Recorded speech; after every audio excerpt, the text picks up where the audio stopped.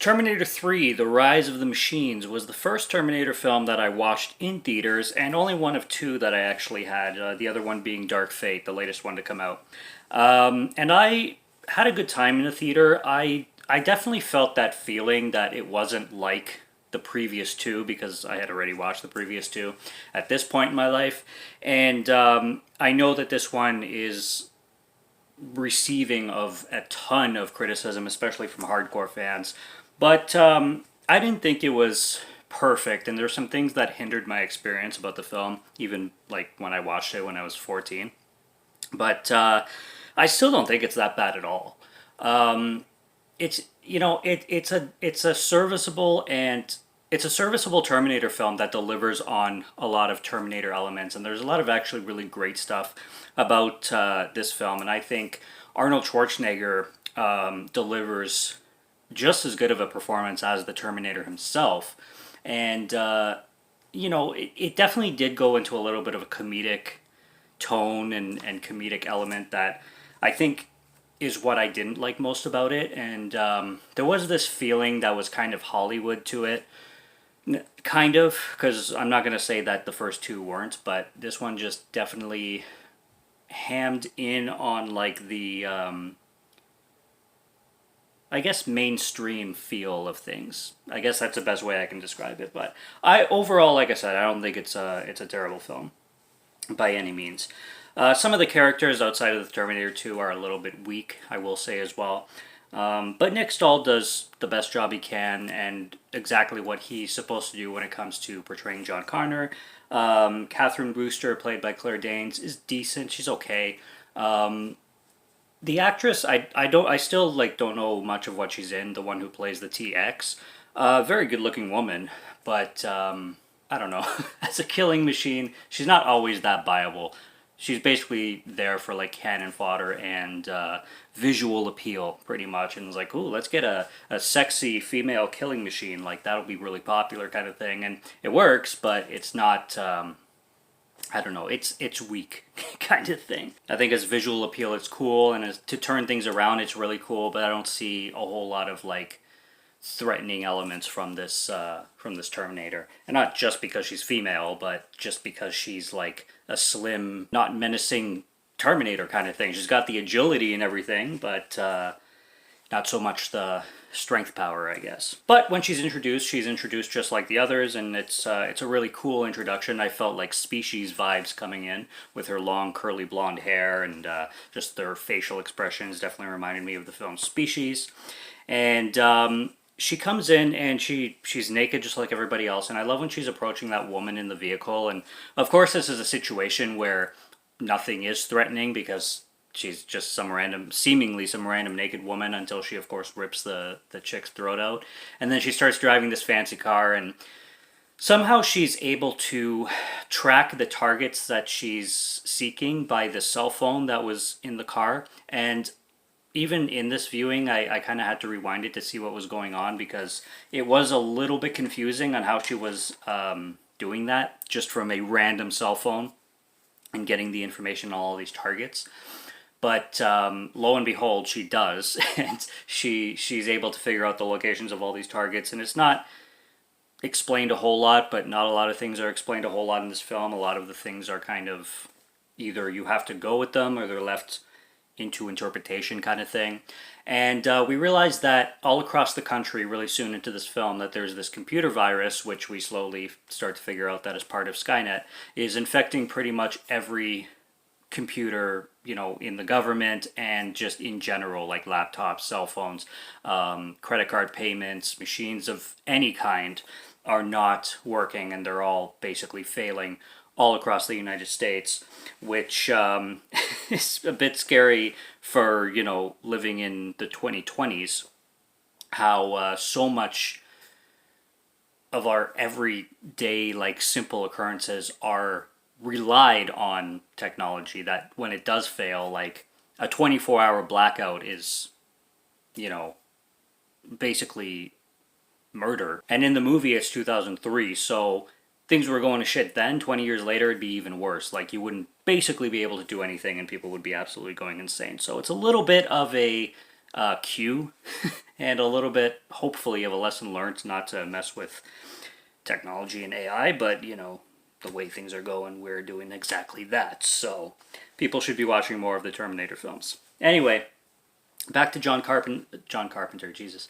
John Connor's character, played by Nick Stahl again. I heard this story, going a little bit off topic, that I totally forget where I heard this, but apparently Nick Stahl was in, I think he was getting a haircut, and the barber or female barber didn't, hairdresser, whoever, didn't recognize him, and he's like, "You don't know who I am? I've been in this movie," and apparently got really pissed off because he wasn't like that known of an actor whenever this was.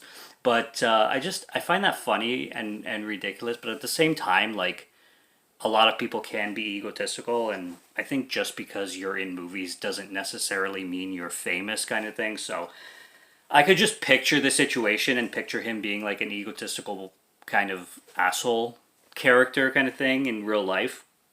So I just found that funny. But anyways, he breaks into this vet, where Claire Danes' character, Catherine Brewster, works at, and she's a veterinarian, and he's busting in there for drugs, and then she encounters him. This is really early in the morning, and he holds her at gunpoint, but the gun ends up being like a paintball gun, and she ends up getting him in a cage, which I just find that whole situation funny, and she tricks him into thinking that the pills he just took is to chemically neuter dogs, and then she happens to get the gun away, puts him in a cage, and then the TX, after going through her targets kind of thing, ends up finding Catherine Brewster because Catherine Brewster is one of her targets. And I love how she just mows down every target, similar to the way Arnold did in the first movie, but this woman will just knock on a door and, like, expressionless, and she's just like Bill Anderson or whatever, and pushes the little teenager down and just shoots him down with no expression. Really brutal stuff. But she finds Catherine, and there's a little bit of a struggle, and then there's this gauze on the floor that's bloodied, and she licks it, and it turns out that it's John Connor's blood, and then the expression on her face is like, I mean, because the whole situation, like, they couldn't find John in the future, so her mission was to just take out John's lieutenants, or like second in power kind of thing. But she lands on this random strip of gauze that has random blood on it, and she finds John. She's just like miracle just happened. And I know that Terminators aren't supposed to be like expression. They're not supposed to have any kind of emotion kind of thing. But she's like, I found John kind of thing. So Arnold Schwartz shows up, the expired now T-1000, as ends up being a plot, and you find out that part of the TX's mission was to also go back in time and eliminate Terminators, so she's like a Terminator. It's actually kind of it's a funny plot point when that is spoken. But Arnold comes in, he saves John Connor. John Connor goes off in a truck with Catherine Brewster in the back, which the T-1000 locked her in there, and John drives off, and then the TX ends up stealing this giant rig that has like a crane on the back of it. I don't know exactly what the vehicle is called, but it ends up turning to this chase scene where Arnold Schwarzenegger's character steals a police bike, and then the TX is going on this giant truck with a crane on the back of it, and it turns up into this huge chase scene that I've always loved. I've always loved this chase scene.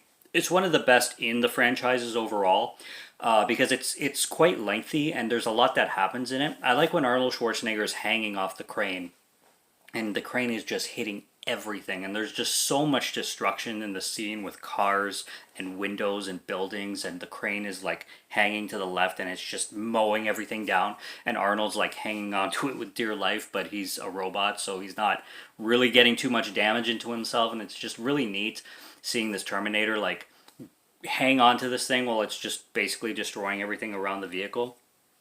And John Connor is also kind of maneuvering through all this traffic, and it's just a really effective and intense action scene. Like I said, it's one of the best in the overall franchise. I really like it a lot. And I like how Arnold, or I call him Arnold because let's be real, it's on Arnold Schwarzenegger playing a robot. But the T-1000 ends up getting the crane into a pothole and then flipping the truck over. And I love the sound effects, and watching it in the theater, I still remember like the whole sound design of everything. It was just really, really cool. And they kind of, I don't know about recreate, but when Arnold hits the fire truck and he's at the window, and he says to the firefighters, "I'll drive," and then gets into the truck, and he kicks the firefighter out, and he's like, "Get out." And the one-liners, especially in this film, I think are the best part of the movie, and they're enhanced. Like, this film is all about the one-liners. I found that with American Pie 3 as well. American Pie 3 is not the best American Pie film, but it definitely has the most one-liners in it. And this film is just packed with them too. Talk to the hands. We need a new vehicle. It's my favorite.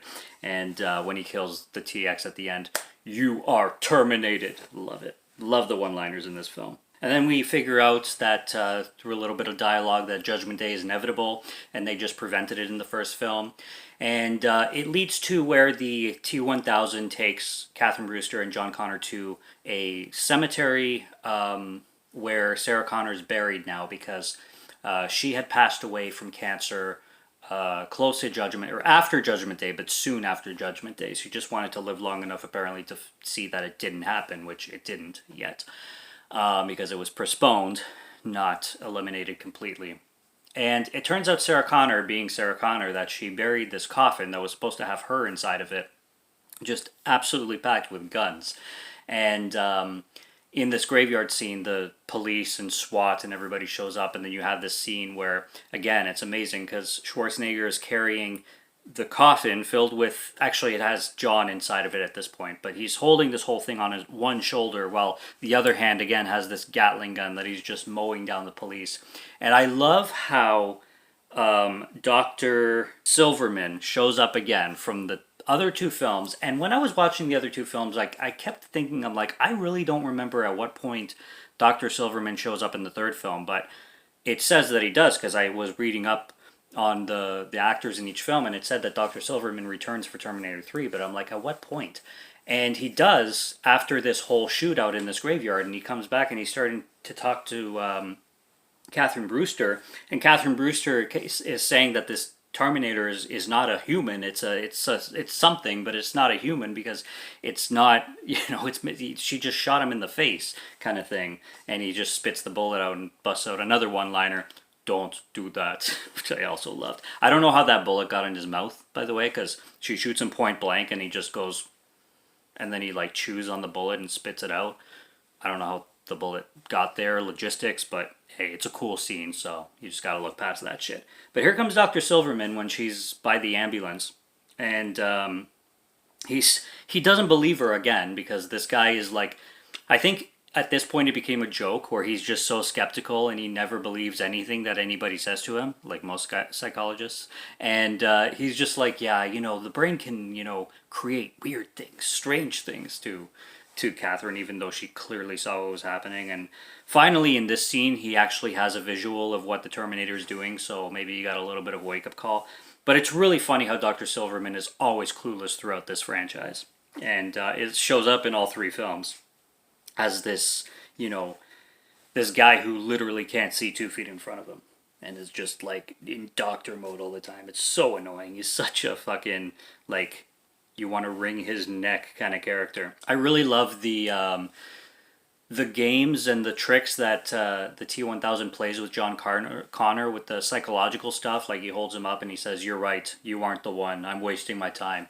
And he explains why he was doing that, like in a part of his programming is basic human psychology. And he does that later in the film too, where John Connor threatens to shoot himself in the head. And he's like, I have like there's an 83% chance that you won't pull that trigger based on your pupils and stuff like that. I like that as well.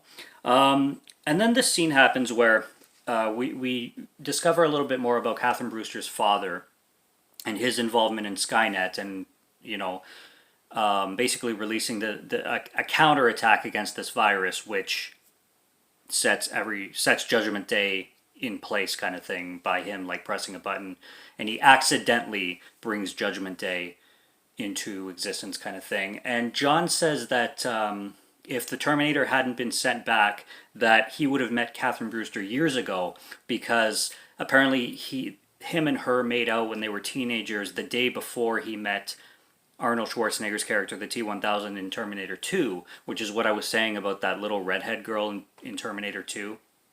I'm pretty sure that's Catherine Brewster, and I'm pretty sure that's the girl, Catherine Brewster, that they were referring to, that they were making out in Crypt Key's basement. But if that's the case, it really... I get it for plot, and it's cool for the plot, but if that was the case, then why wouldn't they know that, and why would they be going after, I think his name was Duncan, the black guy from Terminator 2, instead of Catherine Brewster's father? Because if they knew that Catherine Brewster's father was the key to everything the whole time, which they would have in the future, why wasn't Terminator 2 about Catherine Brewster and going after her father instead of going after... I think it's Duncan or Daniel or something, the Skynet guy, the one that Sarah Connor goes after to shoot down. So that didn't really make much sense, because in this plot kind of thing with the whole future during Judgment Day in the 2020s, 2030s, they would have known that Catherine Brewster's father was the key to everything. I think they would have known that timeline. So I don't know. I kind of was wondering on that part, but it was kind of passable too. You could just kind of get over it. And it turns out that this time Catherine Brewster can command the T-1000 because he's obliged to follow her commands, but he's not obliged to follow John. So I like how that went, where John tries to give him an order and the T-1000 just like, I am not programmed to take your orders, and whatever. It was funny.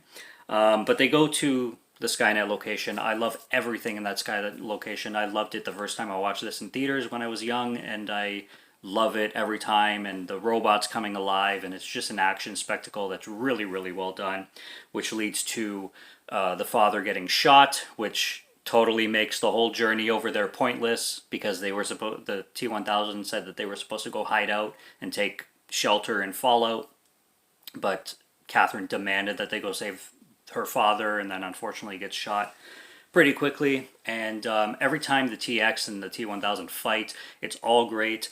It's crazy how she reprograms him to, or she makes him kind of, she corrupts him, the Terminator, so he tries to attack John Connor at that one point. It really gave me a fright in a sense when I was a teen.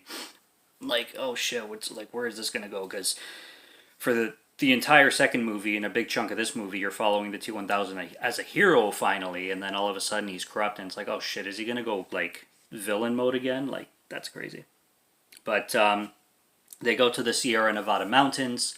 They go into this fallout shelter, which ends up being fake, and it turns out that the Terminator led them there on purpose because his mission was to keep them alive for Fallout, and Judgment Day is inevitable, and it ends up happening, and it's a really grim ending, and it really pulled at my heartstrings when I was a teen, because, again, they throw in such hopelessness in elements of this whole franchise that, you know, you have this hero, but for this person to be a hero and to be a legend, something terrible has to happen, and it does, and it's disturbing to see a whole globe with missiles and nukes flying all over the place. It's something for the nightmares, because it's based in reality, you know what I mean? Like, they exist, they can be launched, they can destroy, so it's hard to see in a movie even though you know it's fiction. You're dealing with something that is so grounded and so based on reality, you know? And if you're a real conspiracy theorist, with the whole AI too, like, you had these movies made in the 80s and 90s, and, well, this one in 2003, but with AI advancing so fucking fast, hey, anything is possible. And then, yeah, I mentioned the TX death already, where he takes his, it's a cell, I forget exactly the name of it, but he takes it out of his core, he shoves it down the chick's mouth, and he's like, she's a robot at this time, but you are terminated, and I just love that, such a finale. And, yeah, it just ends where Judgment Day happens, and it's grim, and it's dark, but it's realistic and it does lead well into Salvation, even though Salvation wasn't announced the first time I watched it. So I kind of predicted that it was gonna be in an apocalyptic world the next film, and it was. But I liked Salvation. I'll be talking more about that next. But yeah, it's a fitting ending, and the direction that the director wanted to go with the film, he did it well. Nobody likes a bleak ending like this, but it's it's a serviceable is also the wrong word, but it's a well executed ending for what the theme is. There you go. That's basically what I'm getting at. And I have a good time with this film. This is a 4 out of 5 film for me. The first is a 5, the second is a 4.5, and this is a 4.